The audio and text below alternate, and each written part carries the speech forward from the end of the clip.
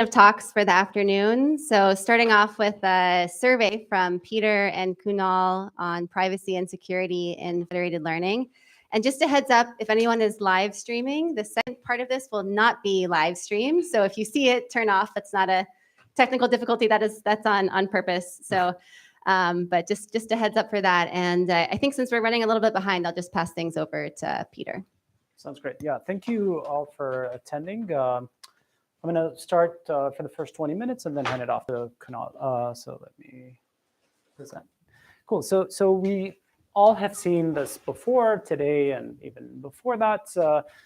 In federated learning, there's a lot of actors from the client devices that have the data to the server that's orchestrating the computation back and forth, to the engineer that requests the computation, and finally to the large fleet of devices on which we're going to deploy the output of this computation, whether it's a model or analytic. So there's a lot of actors. And if we want to think about privacy, one of the very reasonable questions to ask, what does each actor in the system have access to?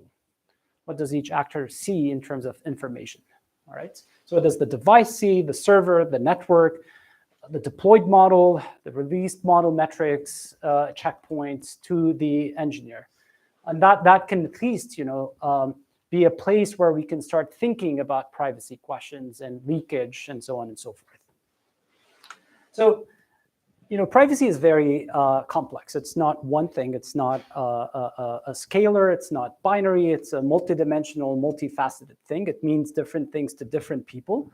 And we're only now converging on some principles that separate some concerns. And this is something that at Google, our team has put together over the years, and I'd like to share it with you. So we think of privacy as divided into 3 layers, things that are roughly given to the user. And this ties very nicely to Katrina's talk earlier today.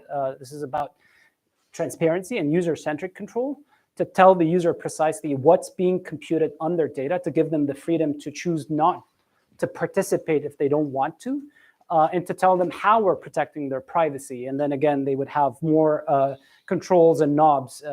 So this is forward-looking transparency.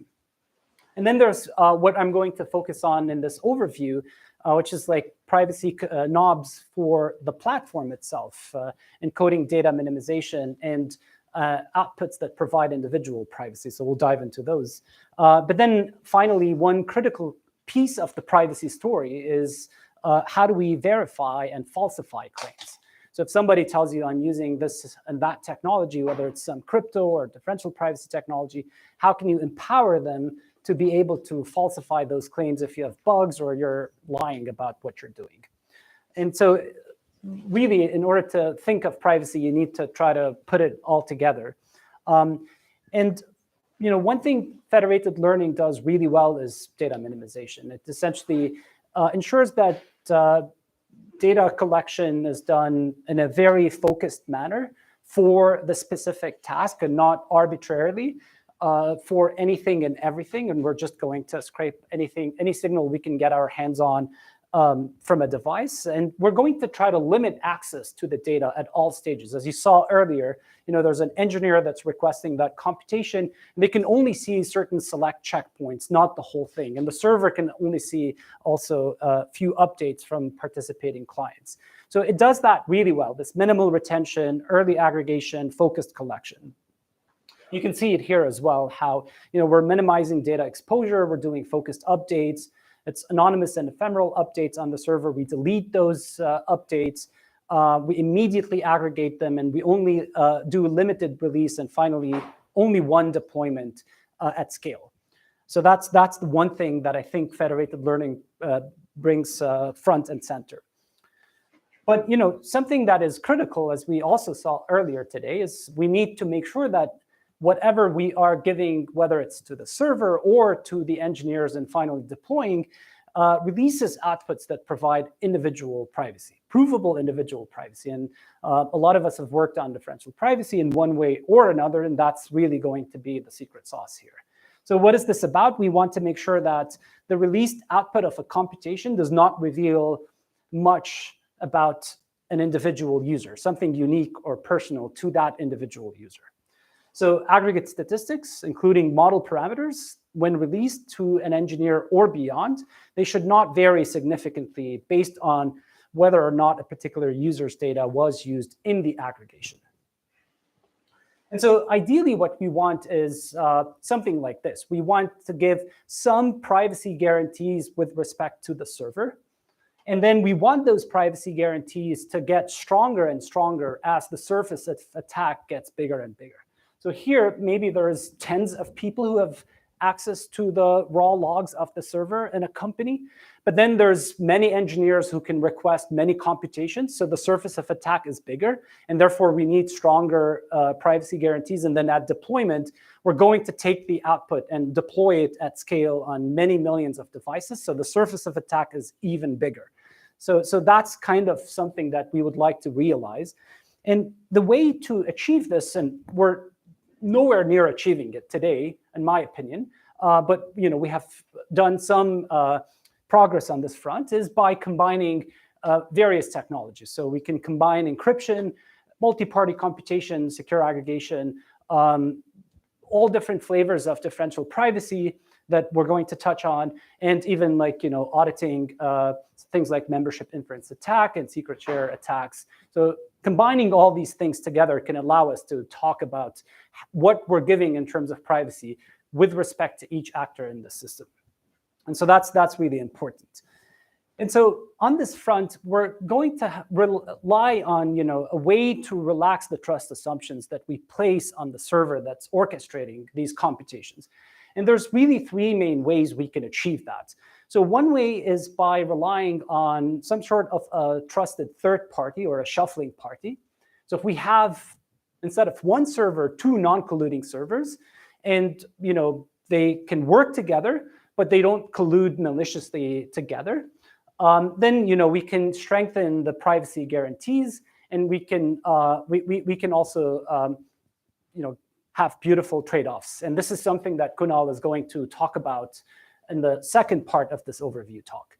And then another technology that's growing in popularity and also in practice, as I'm seeing, is the use of trusted execution environments where we have the hardware is isolated from the rest of the system, and everything on memory is encrypted. When we load it and we compute on it, there's encryption and decryption that happens with the possibility of doing remote attestation and verifying to the user that we're indeed running the computations we promised to be running. So that's a very promising technology. It still has some issues with scale, but it's improving by the day. And then finally, relying on cryptography to do something like secure aggregation. So this is a form of a multi-party computation protocol. And that's something I will try to overview briefly in this part of the talk. Okay, but even before we dive into these complex systems where we're combining crypto, secure hardware, and DP, even if we just want to talk about DP itself, the definition, I'm sure a lot of you are very familiar with it. It says that if I train the model on two adjacent data sets, the outputs should look a lot alike. Statistically, they should be close in some sense, the epsilon delta sense. But one thing that's lesser kind of getting attention is the notion of this adjacency. By how much should these two data sets differ? Are they differing by one training example or more? So this unit of privacy is often overlooked. And that's something that we really want to draw people's attention to, because it really translates to what is that we're providing or protecting from. So this unit of privacy can take various values if you want. It could be an application of language models. It could be just a single token. So we can get something like a token level DP. The two data sets only differ by a single token. Or it could be a single training example, which is a sequence of tokens. And that's the classical example level DP that is often used in a lot of the research papers that you see, centralized machine learning plus DP. But you can go into even higher units of privacy, which is like paragraph level, document level, or even user level and organization level. And this again ties very nicely to some of the talks we saw earlier today, especially Zach's talk, when he talked about user level DP and group level DP for institutions or organizations. And you have to notice that these are all, strengthening the epsilon, and the epsilon is in the exponent, so it's exponentially stronger as we go from one unit to the other, and therefore harder to achieve in practice. The one unit that we've been using in our production system is the user level unit, because we feel it's the most meaningful one in the cross-device federated learning setting, but it definitely isn't the only one, and we should be thinking a lot about these things. So in the context of cross-device, the way we apply DP, at least classically the way we had been applying DP in a centralized way, is we would clip on device, first do the local training, take the model update, clip it in L2 sense to bound user contribution, and then you do an unweighted average of the clipped updates across devices, and then you would add noise, typically Gaussian noise, on the server. So you have to rely on the server in terms of adding that Gaussian noise. So it's very simple in some sense to at least apply, but the devil is in details. How you analyze the privacy guarantees and flaws, precision issues, etc. A lot of things can go wrong, and they do go wrong, in fact. One thing typically we rely on in such a system is what's known as privacy amplification via sampling, which is if the adversary does not know who participated in what round, it's adding uncertainty into the output of the computation and therefore boosting the privacy. And if that sampling process is nice, like uniform sampling of some sort, we know how to analyze and tractably calculate the boost in the privacy. Whereas for more complicated sampling patterns, it's difficult to quantify how much of a boost we are getting. But if you compare the unamplified to the amplified versions of DP federated average, you'll see, especially at smaller values of epsilon, things like 4 or 2 or less, the gap in performance is big. So we really need to get that amplification so that we can get good trade-offs. This is just a simple language model, an LSTM trained on the Stack Overflow dataset, an expert prediction model. So you can see that this is something that's quite important for us to be able to make meaningful promises to the users. And so this is a big challenge for cross-device, because the population itself is not fixed. There's user coming in and out, offline and online. And the availability itself varies during the day. There's certain criteria that devices need to satisfy so that they can check in and become eligible. And it happens to correlate with a lot of things, especially the time of the day. And so you'll see these patterns in terms of who's available, and they're not fixed and constant patterns. And so there's no way for the server to do that uniform sampling, or even to push that sampling process to the device and do it reliably, while ensuring that the training continues to progress at the pace that we want it to be, without significantly slowing down the pace of training. So this is the problem that we have tackled 2 years ago in this line of work that we're calling DPFDL. And the main idea here is that instead of thinking of DP in the context of training ML as basically one-shot application of the Gaussian mechanism, so independently in every training round we would apply the Gaussian mechanism, we would look at this problem as some sort of a streaming sum problem, and we would apply correlated noise across these rounds. And in a sense that prevents us from heavily relying at all on amplification via sampling. So the idea here is that if you just unroll the training equation, just the DPFDF update equation, you'll notice that all you need here, each update can be written as the prefix sum of gradients. And this is a classical problem. It's studied widely in the differential privacy literature. There's a lot of ways to go about continual observation or releasing prefix sums with DP. And really, all we've done is we've built on this long and rich line of work, took it, adapted it to the context of machine learning. Machine learning introduces certain interesting constraints in terms of participation patterns. And so there's things that you have to take into account and lots of optimizations to be done. But if you do it right, you can essentially relax this assumption that you need uniform sampling. So Jung is going to give us a very nice overview of what we've done in this space, and especially in the context of deploying this for Gboard language models. So then, we start thinking about how do we combine these principles together. So if we're happy with what the progress that we've done on the individual privacy front, how can we do extreme data minimization plus individual privacy? Going back to that, vision of giving DP even with respect to the server. And this is where we start relying on multi-party computation, something like secure aggregation, which is a very complex protocol. We cannot, summarize it fully in one talk. There's papers on it. This is just 2 papers from our team, but there's plenty of papers before and after. So it's a cryptographic protocol that ensures that the server only gets to see the sum of these high-dimensional vectors and nothing other than that. It operates over integers and specifically over finite groups, and that's going to be important. It's not a simple protocol. It's actually an interactive 4-stage protocol. So there's a lot of details that I'm just hiding in this slide, but for the sake of this talk, we're just going to treat it simply as a closed box. And so then one thing you could ask is, well, can I just take this beautiful closed box, plug it in, and make sure that the server only gets to see the sum of the clipped updates in every round, and then apply this DPFDL mechanism? And the answer is yes. And this is definitely an improvement over what we had before, because now the server can only see the sum of the clipped updates. But we still have to rely on it in terms of adding this correlated noise. And this is something that we've also talked about in this recent paper that's on arXiv. And maybe John will touch on it as well. But you might want to do more. Can we actually relax the trust even more and push the noise addition all the way to the device? So can we not have to rely necessarily on the server even in terms of adding that noise? And this is something we've done and looked at, but it comes with a lot of challenges.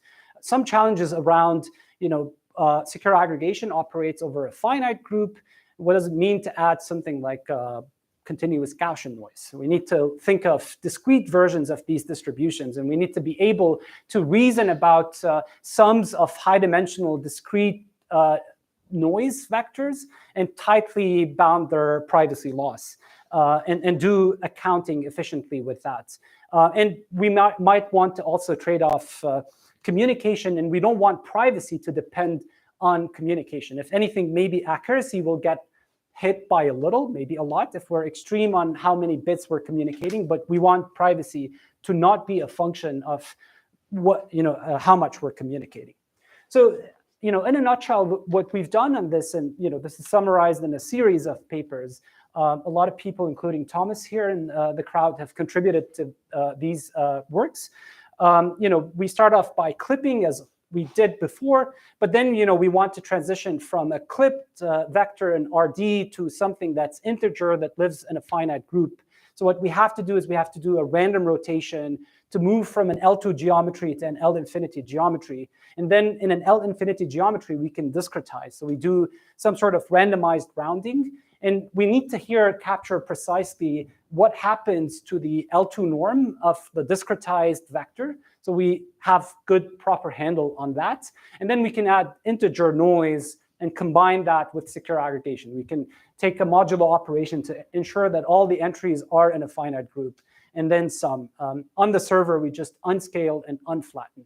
Of course, I'm hiding all the details of how we analyze such a thing, which is really interesting and pretty, but it works. The types of distributions that we end up using are things like the simple discrete analog of the continuous Gaussian, and something that's called the Scalam distribution, which is simply the difference of 2 independent Poisson random variables, IID across D dimensions. Both of these can be thought of discrete approximations for the continuous Gaussian, and they are very well behaved. If you put it all together, you'll get a performance. You'll see that if I increase the number of bits per parameter, so if I use something like 14 or 16 bits per parameter, I could get a performance that matches exactly the centralized continuous Gaussian mechanism. So even though I'm doing it in a distributed way while using secure aggregation with only about 14 bits per parameter. So after this work, we asked ourselves, fundamentally for this mechanism, how many bits do we need to communicate from the device to the server? And if you analyze this discrete Gaussian mechanism, for example, you'll quickly notice that you need something linear in D bits to be transmitted to the server, and that's often a lot, especially if D is very large. And the secure aggregation protocol has both compute and communication costs that scale linearly in that parameter. So can we reduce it? So we embarked on a study to see if we can reduce that to something sublinear in D. And it turns out that you can, but only if epsilon is actually very small. So this is the condition that we were able to derive, which is, it depends on the cohort size, the number of vectors we're aggregating across the users. So that's n squared times epsilon squared. If n squared epsilon squared is smaller than D, then we can get gain. Otherwise, D is really a fundamental quantity that we need to respect. Otherwise, we wouldn't be able to match the performance of the centralized Gaussian mechanism, which is the reference here. The way we achieve this is simply via linear compression. So linear sketching, sparse random projections ends up actually being the scheme that achieves this fundamental trade-off. So we're lucky that it's simple to apply on device and simple to also decode on the server. And finally, I'll just show you, you can get pretty good compression schemes. This is, again, the Stack Overflow next word prediction data set. You'll see we can get about 3x reduction at a noise multiplier of 0.5. So the epsilon is not very high.